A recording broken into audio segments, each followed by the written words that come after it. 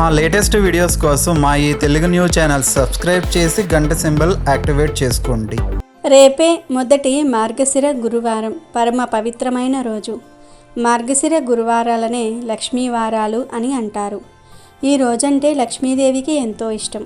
అయితే లక్ష్మీదేవికి ఎంతో ఇష్టమైన ఈ మార్గశిర గురువారం రోజున రాత్రి 11 గంటల్లోపు లక్ష్మీదేవి ఫోటో ముందు ఇది పెడితే చాలు, బంగారం కొంటూనే ఉంటారు. ఇక మీకు తిరిగిలేని యోగం ప్రాప్తిస్తుంది, రాజయోగం పడుతుంది. కేజీల కొద్దీ బంగారం కొనే అవకాశాలు వస్తాయి. ప్రతి ఒక్కరూ బంగారం కావాలని కోరుకుంటూ ఉంటారు. పురుషులు బంగారం కావాలని అనుకుంటూ ఉంటారు. ముఖ్యంగా స్త్రీలకు బంగారం మీద ఎక్కువ మక్కువ ఉంటుంది.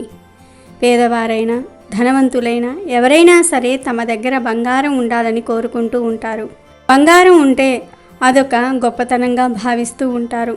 మగవారి కంటే ఆడవారికి బంగారం మీద మోజు ఎక్కువగా ఉంటుంది. గాజులు, చైన్లు, నెక్లెస్లు, బంగారు మంగళసూత్రాలు, బంగారు చెవిదిద్దులు, బంగారు ముక్కు పుడక, ఇలా ఆడవారు ఎప్పుడూ చిన్న బంగారపు వస్తువును అయినా సరే ధరించే ఉంటారు. ఆడవారికి బంగారం అంటే ఎంత ఇష్టమో అందరికీ తెలిసిందే. బంగారు నగలు ధరించి ఎంతో మురిసిపోతూ ఉంటారు. బంధువులకు, స్నేహితులకు, ఇతరులకు చూపించుకుంటూ గర్వంగా ఫీల్ అవుతూ ఉంటారు. ఆడవాళ్ళు ఒక్కచోట చేరారంటే నువ్వు ఎంత బంగారం వేసుకున్నావు, ఏ డిజైన్ వేసుకున్నావు, చాలా బాగుంది అంటూ మాట్లాడుకుంటూ మురిసిపోతూ ఉంటారు. ఫంక్షన్స్, ఇతర ఈవెంట్లలో ఆడవాళ్ళు భారీగా నగలు ధరించి సందడి చేస్తూ ఉంటారు. అందరికీ చూపించుకుంటూ ప్రెస్టేజ్గా ఫీల్ అవుతూ ఉంటారు. చాలామంది బంగారాన్ని ధరించడాన్ని సాంప్రదాయంగా భావిస్తారు.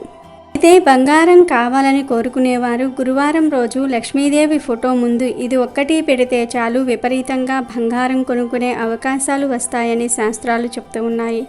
మరి గురువారం రోజు లక్ష్మీదేవి ఫోటో ముందు ఏం పెడితే బంగారం కొనుక్కునే అవకాశాలు వస్తాయి అనే విషయాన్ని ఇప్పుడు మనం ఈ వీడియోలో వివరంగా తెలుసుకుందాము.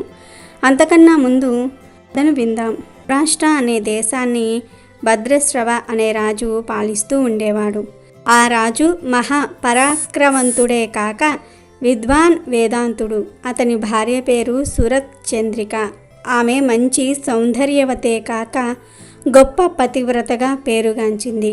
ఆ రాజు రాణికి 8 సంతానం కలరు. వారిలో 7 కుమారులు, 1 కుమార్తె. ఆ కుమార్తె పేరు శ్యామబాల. ఒకరోజు శ్రీ మహాలక్ష్మీదేవి తన మనసులో ఇలా అనుకుంది, నేను ఎప్పుడు ఆ రాజు ఇంట్లో వెలుస్తాను అని మనసులో అనుకుంది. తాను రాజింట్లో వెలిస్తే రాజే కాకుండా ప్రజలు కూడా భోగభాగ్యాలతో సుఖ సంతోషాలతో వర్ధిల్లుతారు. అదే ఒక దరిద్రుడి ఇంట వెలిసినచో ఆ ఒక్క కుటుంబమే భోగభాగ్యాదులతో ఉంటుందని ఆ శ్రీ మహాలక్ష్మి ఒక వృద్ధ బ్రాహ్మణ స్త్రీ రూపం దాల్చి భద్రశ్రవ మహారాజు కోట ద్వారం వద్దకు ప్రవేశించింది. తన చేతిలో కర్రను శబ్దం చేసుకుంటూ సింహద్వారం వద్దకు ప్రవేశించింది. ఆమెను చూసి ఒక దాసి ముందుకు వచ్చి, నీవు ఎవరువు? నీ పేరేమిటి? నీ నివాసం ఎక్కడ?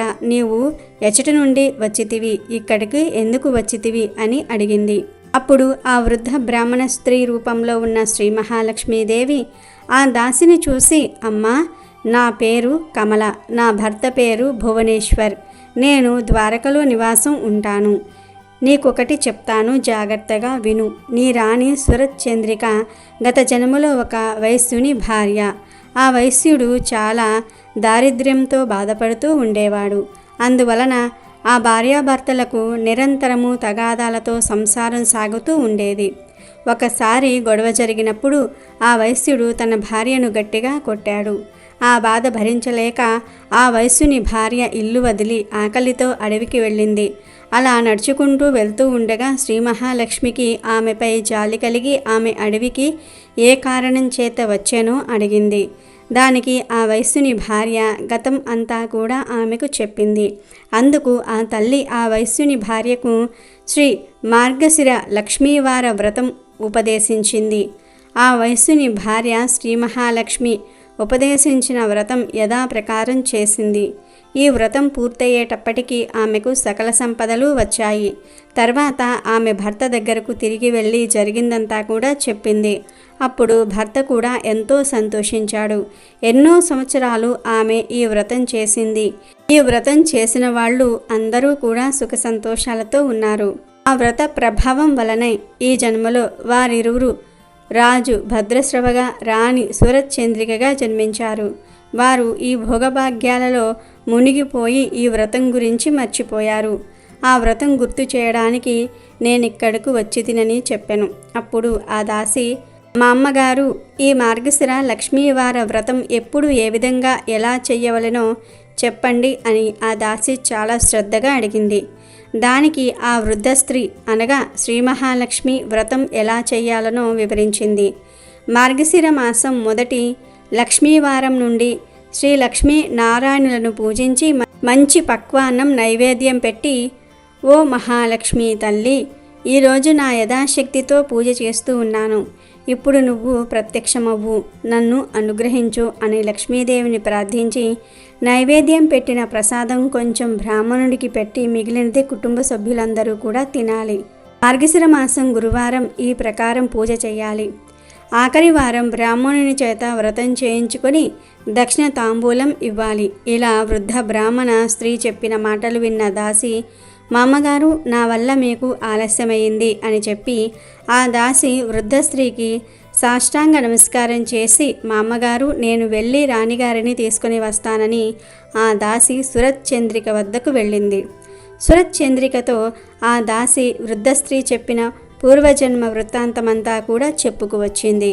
ఆ మాటలు విన్న సురచంద్రిక, వృద్ధ స్త్రీ నాకు చెప్పటమేమిటి అని కోపంతో అంతఃపురం నుండి బయటకు వచ్చింది. ఐశ్వర్యంతో భోగభాగ్యాలతో మునిగిన ఆమె గర్వంతో బ్రాహ్మణ స్త్రీ వద్దకు వచ్చి చాలా కోపంతో, గత జన్మలో వృత్తాంతమంతా ఇప్పుడు ఎందుకు జ్ఞాపకం చేస్తున్నావు? ఇక్కడ నుండి వెళ్ళిపో అని చేతిలో కర్రను లాక్కొని కర్రతో తన్ని అవమానపరిచింది. దానికి ఆ వృద్ధ స్త్రీ, ఓ దుష్టురాలా, నువ్వు దేనిని చూసుకొని ఇంత గర్వంతో మిడిసిపడుతున్నావు అని ఆ వృద్ధ స్త్రీ గట్టిగా గద్దించింది. నీవు నన్ను పొమ్మని చెప్పేదేమిటి? నీ ముందే నేను వెడలిపోతున్నాను. నీవు నన్ను అవమానించావు. నేను వెళ్ళిన వెంటనే నీకు తెలిసి వస్తుంది అని అంటుంది. అప్పుడు రాణి, నువ్వు నన్ను శపించడానికి నీవేమన్నా లక్ష్మీదేవి అనుకుంటున్నావా అని సురచంద్రిక కోపంతో ఆ వృద్ధ స్త్రీ చేతిలో కర్ర తీసుకొని అవతలకు పారేసింది. అప్పుడు వృద్ధ స్త్రీ రూపంలో ఉన్న లక్ష్మీదేవి లేచి నిలుచుని కుంటుకుంటూ మూలుగుతూ వెళ్ళిపోయింది. అలా ఆమె వెళుతూ ఉండగా దారిలో శ్యామబాల నిలబడి ఉంది. ఆ వృద్ధ స్త్రీని చూసిన శ్యామబాల, మా అమ్మగారు, ఏమైంది మీకు అని అడిగింది. దానికి లక్ష్మీదేవి రాజకోట వద్ద జరిగిందంతా కూడా ఆ రాజకుమారికి వివరించింది. అమ్మగారు, జరిగిన దానికి నేను క్షమాపణ కోరుతూ ఉన్నాను అని 2 చేతులు జోడించి ఆవేశంతో అడిగింది. ఆమెపై లక్ష్మీదేవికి దయ కలిగింది. అప్పుడు వృద్ధ స్త్రీ శ్యామబాలకు శ్రీ మహాలక్ష్మి వ్రతం గురించి చెప్పింది. వ్రత విధానం చెప్పిన రోజే మార్గశిర మాసం మొదటి గురువారం. శ్యామబాల చాలా భక్తి శ్రద్ధలతో ఆ వ్రతం చేసింది. సిద్ధేశ్వర్ అనే రాజుకు మాలాధర్ అనే కొడుకు కలడు. కొంతకాలానికి శ్యామబాలకు మాలాధర్కు వివాహమయ్యింది. శ్యామబాల తన భర్తతో రాజవైభవములతో సిరి సంపదలతో తులతూగుతోంది. లక్ష్మీదేవి కోపగించి వెళ్లటంతో భద్రశ్రవరాజు సిరి సంపదలంతా కూడా పోయి వారికి దారిద్ర్యం పట్టుకుంది. పూటకు తిండి లేక, ఒంటికి బట్టలేక చాలా దారిద్ర్యంతో బాధపడుతూ ఉన్నారు.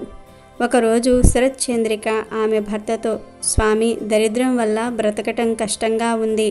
మన అల్లుడు మాలాధర్ రాజుగా ఉన్నాడు కదా, మీరు వెళ్ళి మన పరిస్థితి చెప్పండి, అతనికి తోచింది ఇస్తే తీసుకుని రండి అంది. సురచంద్రిక అన్న మాటలు భద్రశ్రవకు నచ్చాయి. మరునాడే అతడు అల్లుడి రాజ్యానికి పయనమయ్యాడు. అతడు దారిలో ఒక నది ఒడ్డున ఆగి విశ్రాంతి తీసుకున్నాడు. అక్కడికి నీరు తీసుకొని పోవుటకు వచ్చిన శ్యామబాల దాసీలకు భద్రశ్రవ కనిపించాడు. ఆ దాసికి అతని ముఖం చూస్తే రాజులాగా, వేషం చూస్తే బికారిలాగా అనిపించింది. మీరు ఎవరు, ఎక్కడి నుండి వచ్చారు అని అడిగింది. దానికి అతడు, ఒకప్పుడు నేను సౌరాష్ట్ర దేశపు రాజు భద్రశ్రవణ్ణి అని చాలా కష్టంతో అన్నాడు.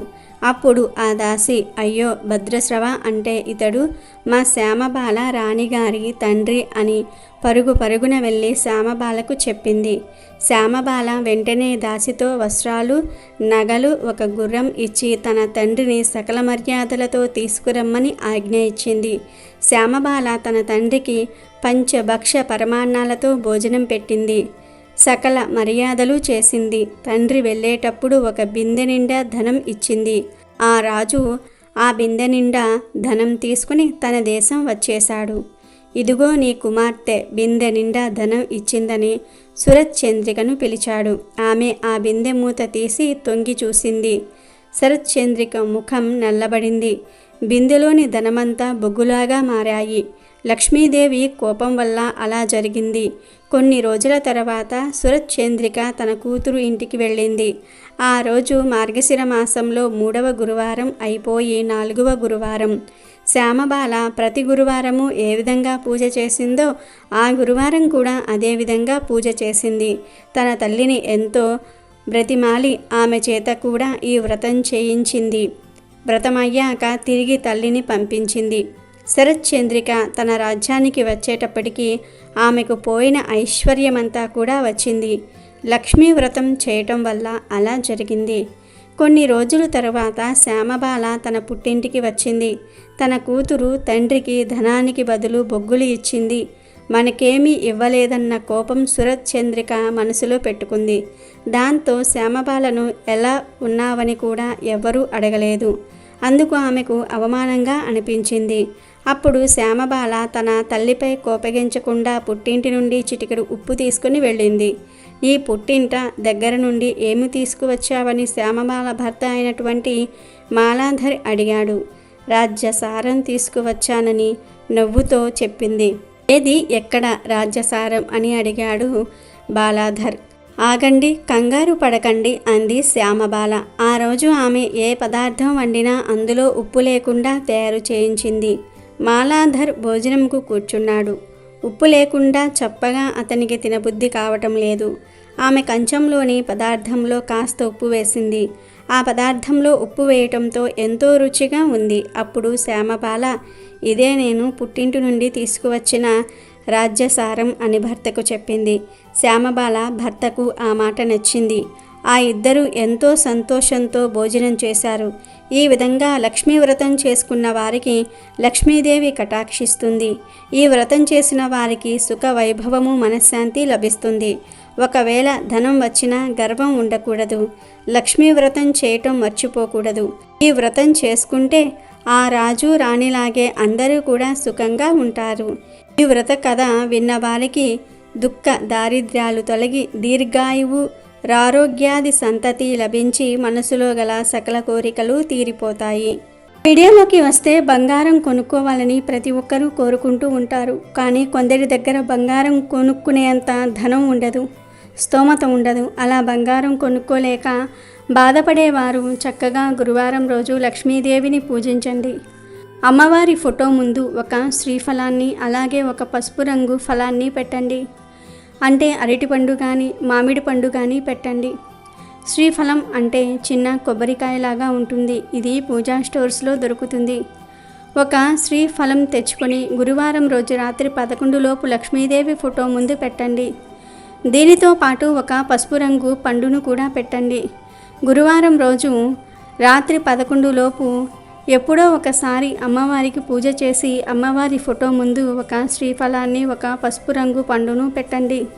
తర్వాత అమ్మ లక్ష్మీదేవి మాకు బంగారం కొనుక్కునే అవకాశాన్ని ఇవ్వు తల్లి అని మనస్ఫూర్తిగా సంకల్పం చెప్పుకోండి. అమ్మవారి ఫోటో ముందు పెట్టిన శ్రీఫలాన్ని, పసుపు రంగు పండ్లను అలా వదిలివేయండి. మళ్ళీ మరునాడు ఉదయం స్నానం చేసిన తర్వాత అమ్మవారి ఫోటో ముందు పెట్టిన పసుపు పండును ప్రసాదంగా స్వీకరించి తినివేయండి. శ్రీఫలాన్ని మాత్రం తీసుకుని వెళ్ళి బీరువాలో ఎర్రటి వస్త్రంలో చుట్టి పెట్టండి. ఇలా ఈ పరిహారం చేసిన నెల రోజుల్లోనే బంగారం కొనుక్కునే అవకాశాలు వస్తాయి. ఖచ్చితంగా మీరు ఊహించిన విధంగా ఏదో ఒక అద్భుతం జరుగుతుంది. మీ జీవితం అద్భుతంగా మారి మీరు బంగారం కొంటూనే ఉంటారు. కనుక ప్రతి ఒక్కరూ కూడా గురువారం రోజు లక్ష్మీదేవి ఫోటో ముందు ఇది పెట్టి బంగారం కొనుక్కునే యోగాన్ని పొంది ఆనందంగా జీవించండి. మొదటి మార్గశిర గురువారం రోజు వ్రతాలు చేయలేని వారు రోజు ఎలా పూజ చేసుకుంటున్నారో అలా పూజ చేసుకుని లక్ష్మీదేవి దగ్గర పులగాన్నాన్ని నైవేద్యంగా సమర్పించండి. మొదటి మార్గశిర గురువారం రోజు మీరు ఏం చేసినా చేయకపోయినా పులగాన్ని లక్ష్మీదేవి ఫోటో ముందు పెట్టి దాన్ని ప్రసాదంగా స్వీకరిస్తే అష్టైశ్వర్యాలు సిద్ధిస్తాయి, పరిపూర్ణ లక్ష్మీ అనుగ్రహం సిద్ధిస్తుంది.